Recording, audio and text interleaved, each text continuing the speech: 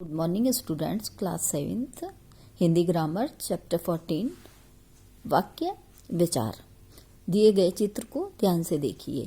थाली में रोटी, सब्जी, दाल और दही है। मेज पर फल भी रखे हुए हैं।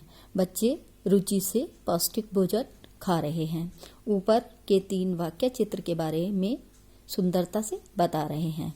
इनमें लिखे विचार व्यवस्थित रूप से लिखे गए हैं। शब्दों को जब व्यवस्थित रूप से क्रम में लिखा जाता है तो वह वाक्य कहलाता है। शब्दों का ऐसा व्यवस्थित सार्थक मेल जो अपना पूर्ण अर्थ प्रकट करे वाक्य कहलाता है। आइए कुछ सार्थक वाक्य देखें। प्रकृति को प्रदूषण रहित रखना हमारा कर्तव्य है।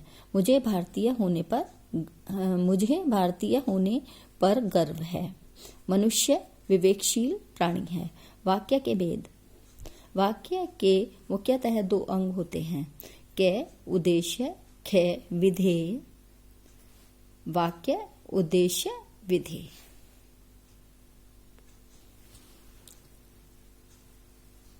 कै उद्देश्य। वाक्य में जिसके बारे में कुछ बताया जाता है वह उद्देश्य होता है।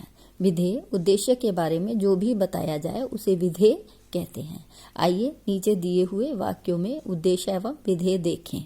बबलू ने उद्देश्य पर्यावरण दिवस के उपलक्ष्य में 10 पौधे लगाए। उद्देश्य विधेय। रीना ने परीक्षा के लिए खूब मेहनत की। तेनालीराम बड़े ही बुद्धिमान और हाजिर जवाब थे। तेनालीराम उद्देश्य, बड़े ही बुद्धिमान और हाजिर जवाब थे विधेय। वाक्य के भेद। वाक्यों के भेद दो दृष्टियों से किए जाते हैं। कै अर्थ की दृष्टि से, कै रचना की दृष्टि से। कै अर्थ की दृष्टि से वाक्य के 8 भेद हैं। नंबर 1 विधानार्थक। जिन वाक्यों से किसी बात के होने का पता चले वह विधानार्थक वाक्य कहलाते हैं। जैसे बच्चा टहल रहा है, पिताजी आराम कर रहे हैं। नंबर 2 निषेधार्थक। जिन वाक्यों से बात न होने का क्रिया के निषेध बोध हो वे निषेधार्थक वाक्य कहलाते हैं। यानी कि जिन वाक्यों से बात के न होने का बोध हो वे निषेधार्थक वाक्य कहलाते हैं। जैसे दरवाजा नहीं खुल रहा है,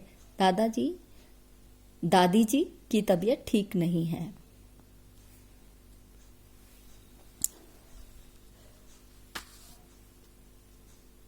प्रश्नार्थक वाक्य।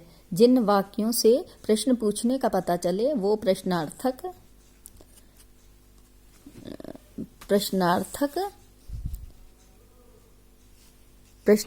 वाक्य कहलाते हैं।